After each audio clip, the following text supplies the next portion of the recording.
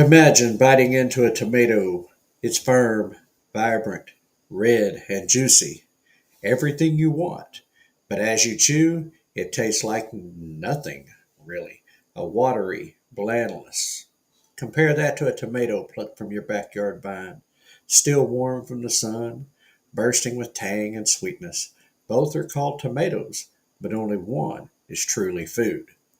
Welcome back to the Farm to Table Show Morning Edition. Today we're digging into a foundational issue for every homesteader, home cook, and anyone trying to eat better: the difference between real food and the processed plastic imposters filling our shelves.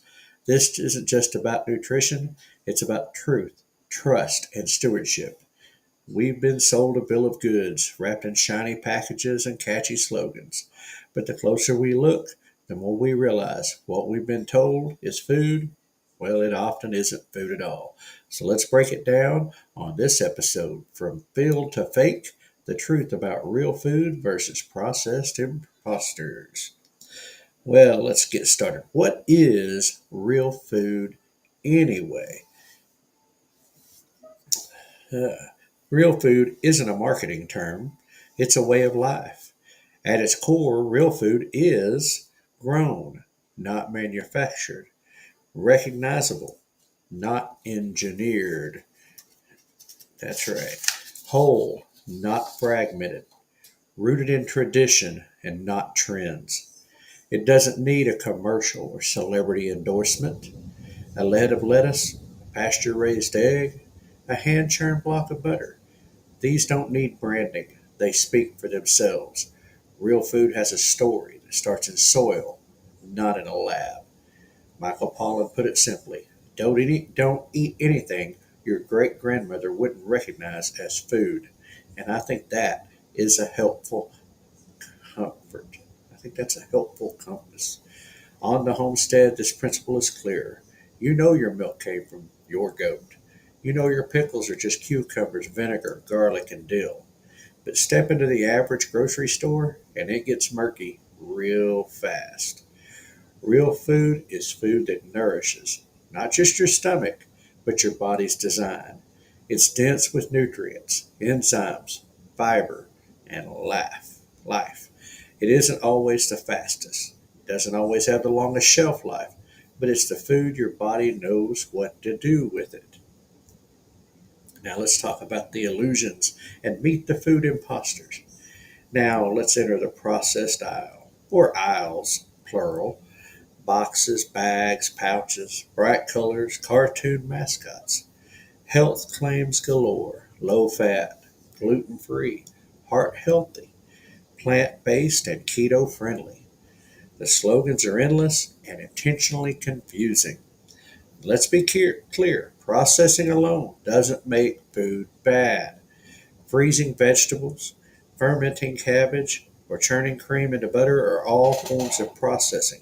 Traditional food preservation is real food stewardship. The trouble comes with ultra processing foods, and that is when foods are broken down into chemical parts, stripped of original nutrients, and reassembled with additives, colors, preservatives, and synthetic flavors. It's the difference between rolled oats versus artificially flavored maple and brown sugar oatmeal packets, fresh ground beef versus frozen microwavable meat crumbles, homemade chicken broth versus shelf stable flavored bouillon cubes. Oh, man. Ultra processed foods often contain ingredients you wouldn't use in your kitchen because you don't know what they are.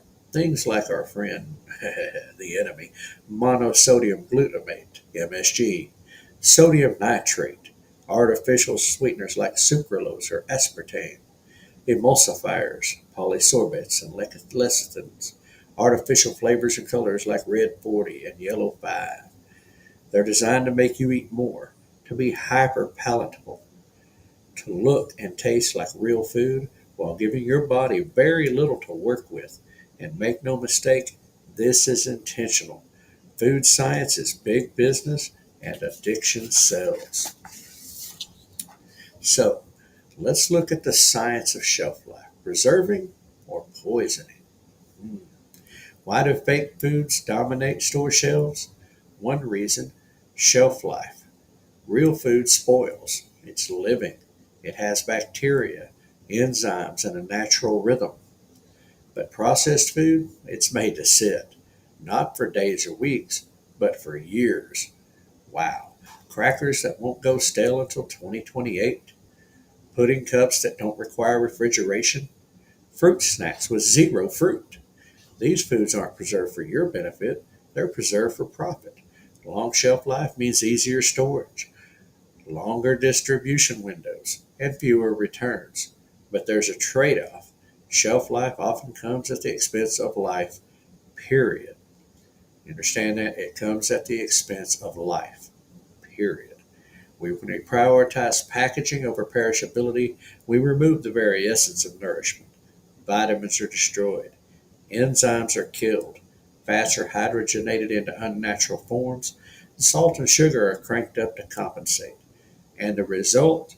A rise in chronic diseases, diabetes, heart disease, obesity, autoimmune disorders, and a population overfed but undernourished. Now, what are some of the hidden costs? What processed food really steals from us? Let's talk about what that fake food cost us, and not just in dollars, but in health, community, and creation care. Now let's look at the health costs first. Excuse me. Chronic disease is now the norm, not the exception. Children are developing adult diseases like type 2 diabetes, fatty liver, and even hypertension. Oh, excuse me. Processed food isn't just low in nutrition, it actively depletes nutrients as your body works overtime to digest and detoxify it. Cultural cost, for example. Let's look at that. Interesting. Grandma's sourdough recipe is replaced by toaster pastries. Community potlucks are swapped for drive-through bags. Food traditions vanish, and with them, wisdom, rituals, and love. And now, ultra environmental cost. Ultra processed food rely on monocultures, chemical farming, and fossil fuel heavy transportation. Well, real food supports local farms, compost systems, and regenerative cycles. And there is a spiritual cost because we forget our role as stewards, not just consumers. We become disconnected from the land, the animals, and the people who grow our food. Fake food doesn't just affect our waistline, it erodes our resilience. Now, let's get into how to spot the real deal and dodge those fakes. So, how do we reclaim that real food in a world obsessed with fake convenience? Here are some simple, doable tips for all of us. Read the label. Better yet, pick food without one. An apple doesn't need an ingredient list. Okay, shop the perimeter of the store, like we talked about earlier this week: produce, meat, dairy. Then head on out of there. Look for ingredients you recognize. If your third grader can't pronounce it, maybe don't eat it. Just a thought. You know, choose single ingredient foods: brown rice, chicken thighs, fresh kale. Ask yourself, could I make this at home? If not, why is it called food? Buy local and in season. Not only will it taste better, but it supports your community and cuts down on processing needs. And hey, this is a challenge sometimes, I know, but cook from scratch. Even one homemade meal a day is a revolution. Wow. Now, on the homestead, those who have homesteads, this can get easy. You harvest your lettuce, you butcher your chicken, you churn your own butter, or you maybe know someone who does. This is what it means to be a food producer and not just a consumer. Now, why does this matter? As a matter of stewardship, food is a matter of stewardship and faith. Let's bring it home literally and spiritually. In Genesis, God didn't place Adam in a factory. He placed him in a garden. He didn't hand Eve a processed snack bar. He gave her orchards, fields, seeds, and stewardship. Real food is a part of our spiritual calling: to honor the bodies we've been given, to care for the soil, to feed our families with intention. Processed food is designed to make us passive. Real food requires participation. That's a good thing. It means kneading bread with your hands, walking your garden rows, canning tomatoes on a hot August afternoon. It means blessing your table with food you grew or sourced with care. There's dignity in that, and there's truth. And in a world full of fakes, truth is radical. Choosing real food is a rebellion, a joyful, delicious one. And it's how we honor God with our forks, not just our prayers. So here's the challenge. We need to make one real food swap, just one. Choose eggs from a farm instead of the cheapest carton. Make soup from scratch instead of heating a can. Maybe, as I've said many times, grow herbs on your windowsill. Then share it and tell your neighbors. Food isn't just fuel, it's fellowship. And every real bite brings us closer to the kind of life we're called to live, grounded, generous, and grateful. Real food makes real change, and it starts with what's on your plate. Well, alrighty. What do you think of that? Installment number 3 for this week, and the what's the word I'm looking for here? Yes. Sorry. Step 1 of the 7 steps to self-reliance, the Farm2Table's self-reliance scale. And what we're working on this week, of course, is step number 1, which is becoming aware of the problem, identifying a problem, and let me get that adjusted. Come on over there. Anyway, and we're working on that this week. It's part of a 7-week series. There's 7 steps. We're going to spend a week on each series. But anyway, that was that. I hope it was useful. And now we're going to get into roll call. I know the chat was rolling over there, and I was seeing a lot of bouncing, trying not to get too distracted by it. Of course, good morning, Jack, with Dyer Family Farm. Good morning, Robbie, with the Wild Huckleberry. Yeah. Let's see, where are we at? Yeah. Barb Taylor, welcome in. Good morning. Good to see you there. Morning, Terry with TNT. Glad to have you in with us. There's Greg and Donna with the Duncan Family Farm. I don't know which one's there. Good morning, Ed Kirkpatrick. Glad to see you in with us, brother. Here's Scotty. Scotty's being quiet today. I don't know what's really going on over there. Let's see. Yep, so far somebody said, Terry said a little trouble with sound. Got it figured out, though. Oh, let's see. Gabriel Gonzalez, what's up? Anyway, let's see. My chat gets confused with the chat on the video. Well, I can understand that. Robbie said, let's see, what do we got here? They add so much junk to make it prettier and to last longer. Just leave it alone. That's right. Let's see, where are we at here? Terry with TNT. Red food coloring added to the stuff that's already red. Pretty much, yeah. You ever notice how some of those things in there look waxy? Well, it's because they are. They've been waxed over. Old World Everywhere, tuning in from upstate New York. Well, welcome in. I feel kind of bad for y'all guys up there, y'all up in New York. It's a beautiful state. I've driven all over it. Up east, west, north, all the way up to Buffalo and up into the states above y'all and around. And it's a beautiful state. And I've met some really cool people up there. But man, the city just kills y'all guys. And there's some beautiful countryside up there, some beautiful farms and stuff. I don't know where you said upstate New York, so I don't know if that's up near the capital or if you're over by Buffalo. See. Let's say I've been extremely frustrated with the lack of fresh and proper food in my area. Yeah, I could, if there's, yeah, that's terrible. And I mean, where the drive is at over there from you. And, I don't know, which y'all got winter up there, real winter. See, y'all's growing season's a little different than a lot of other people's, but, it is a shame. I'm not sure, like I said, which area you're in.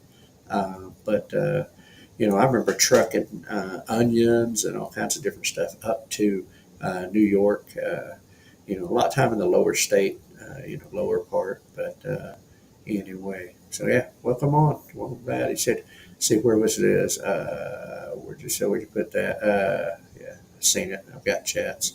Everybody being welcome. I'm glad. Subscribe, like, and continue to comment. We're glad to have you in. We are here Monday through Friday at 6 a.m.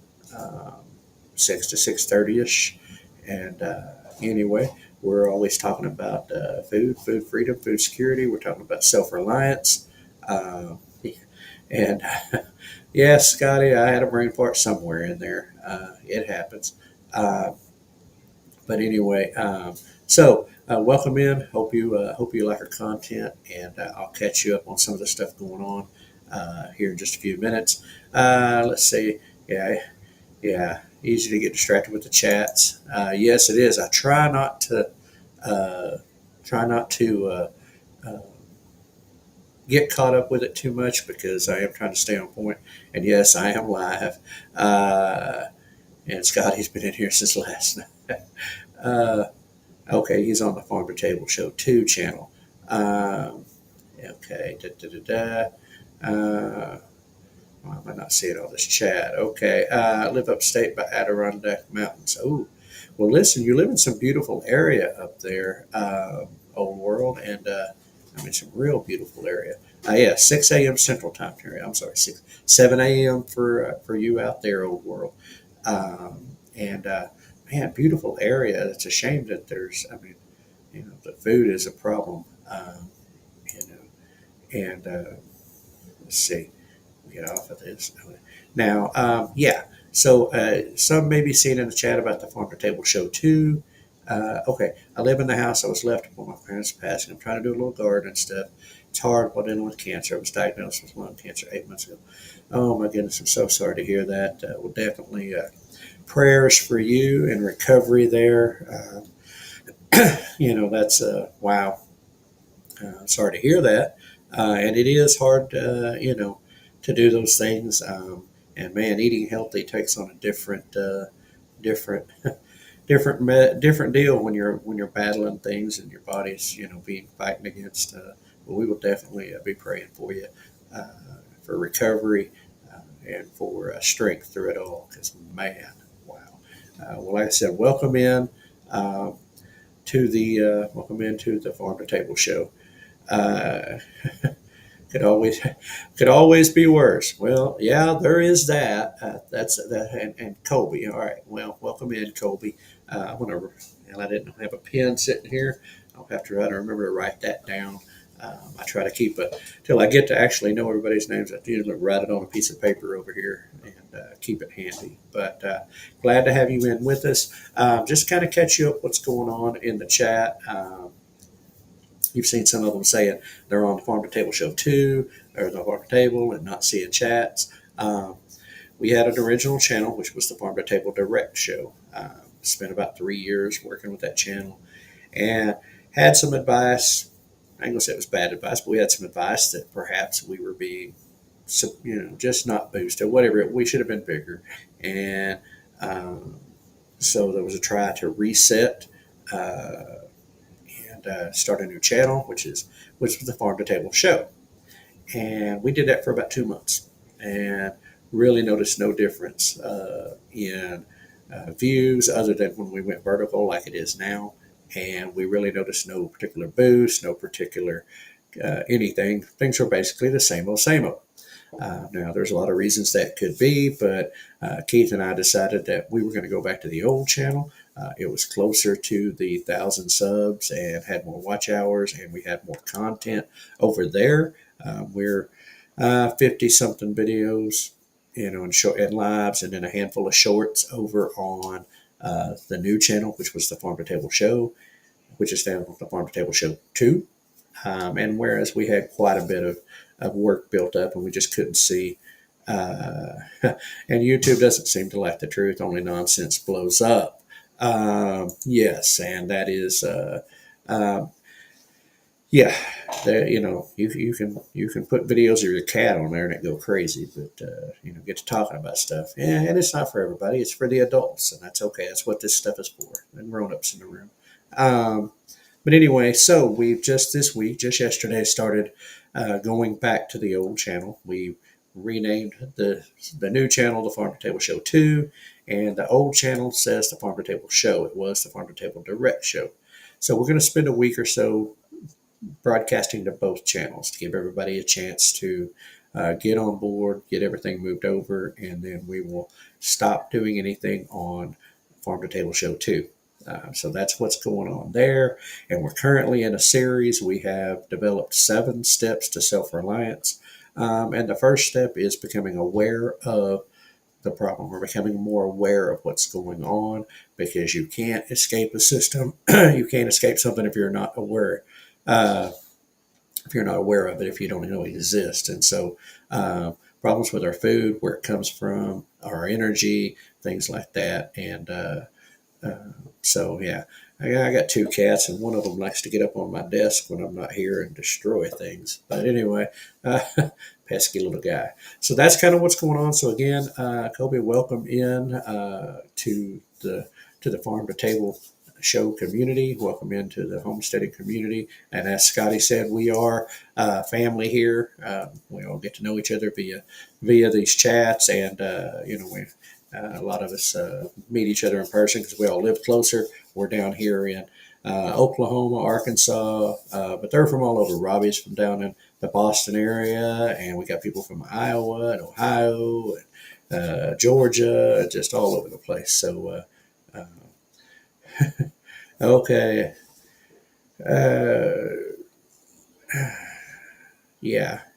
Jack said, I really feel like YouTube land, that 2 months is not enough test time.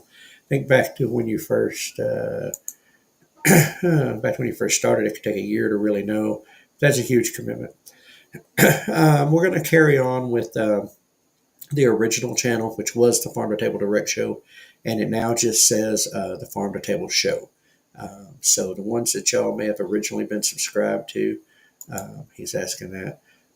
Will be the one that will carry on. Starting probably next week, we will hit Tuesday. We will hit the 100th episode here on the Farm to Table Show. On the morning edition of what we're doing now, it'll be the 100th episode of that, and so figured that'd be a good time to kind of just move on back over. So I know it's confusing, and I hated doing it that way, but and maybe we should have left it direct for a week and then changed it, but we changed it. So if you're looking and you see the Farm to Table Show 2, that's the one we're going to leave. We will be going over to the one that just says the Farm to Table Show, which will have 800 plus subscribers on it and have a bunch more videos and a bunch more content. And we're just going to keep plugging along, because here's the thing. We've not done anything. Those of you who were here when we moved over, we've literally not. Good morning, Janet. Welcome in. And boy, you're at Walmart early. And yeah, we all hate Walmart.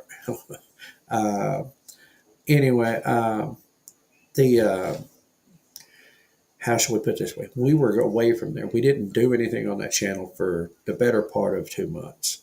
We did the transition over, and then we haven't done anything over, yet it's continued to gain subscribers, and it's continued to get watch hours, and it's continued to hold on to things. Well, when you look over the channel that's, a whole lot close, it's got all those subscribers, you're still getting views, and you're still getting, you're still getting all that going on, and there's still stuff happening, even though you're not doing anything with it.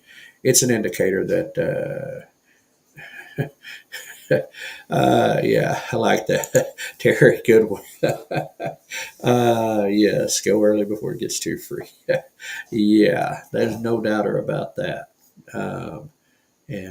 So, yeah, thanks, Jack. Everybody hit the thumbs up. We're going to get into that here in just a minute. I'm going to wrap it out of here pretty quick. But that's what's going on with the channel. And like I said, we appreciate all of y'all that came along with us on the test, on the experiment, that have stuck with us through it all. And the ones who, subscribed and joined us since in the last couple of months, we hope that you'll, figure it out and kind of come on over to the other channel and find us there and stay with us, because we enjoy and appreciate having each and every one of you with us. There's some who comment and chat, and some who just listen because they're working or it's in the background, and that's what this was designed for on the morning show, was to be able to be listened to while you're busy doing things, getting ready, or to be a part of it. And for those, y'all see the chat becomes its own little thing going on over there and conversation. So anyway, just appreciate all that. And yes, Janet says that's why she goes early. Yeah, I used to go real early in the morning, and man, it was nice because the stalkers and certainly it was just a real thin store. You could pretty well walk anywhere in there. Later in the evening, it's crowded, and then late at night, it's definitely weird. Um, but anyway, so Walmart and the stories thereof. Ought to put on a camera and just walk around Walmart.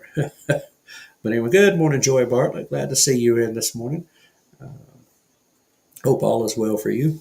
Anyway, let's catch Jack's redneck weather report real quick. See what's going on because the weather's getting hot where I'm at. So let's see what's happening with the redneck weather report. I'm going to share that. Let's see. Let's scroll that up there so we can see Jack's smiling face. Rednecks, it is 63 degrees this morning, May the 14th, 2025. We got a 6-mile-an-hour southern wind making it feel like it's 60 degrees. But oh my goodness, we're going to get to 95 today. God bless y'all. Good morning, Rooster. We'll see you again tomorrow. Yes, Jack, it's getting hot over here too. I mean, it is.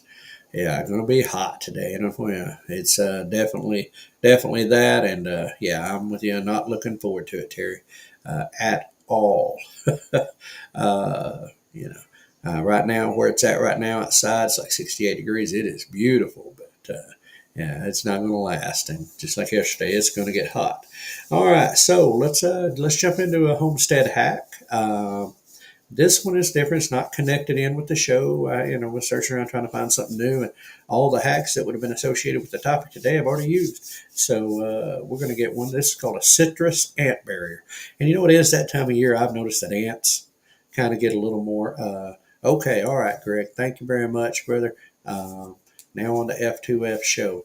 Greg, I want to ask you. I don't know. Have y'all got things figured out where y'all can stream better over there at the house, or y'all still? Uh, uh, or y'all still having difficulties over there? Scotty, yes, I am the farm to table court jester. So you guys are stuck with me.